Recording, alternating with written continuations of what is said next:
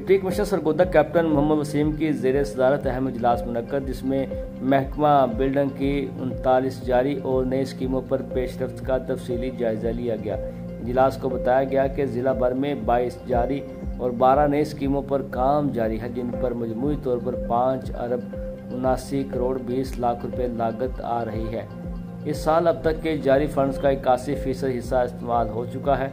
Deputy commissioner ने action building और मुतल्लिका महकमों को सख्ती से हिदायत की कि दस्तयाब फंड्स को बरवक्त इस्तेमाल करते हुए मनसूबों को तरजीही बुनियादों पर मुकम्मल किया जाए। उन्होंने वाज़ह किया कि तरक्याती स्कीमों में किसी किस्म की गफलत बर्दाश्त नहीं की जाएगी।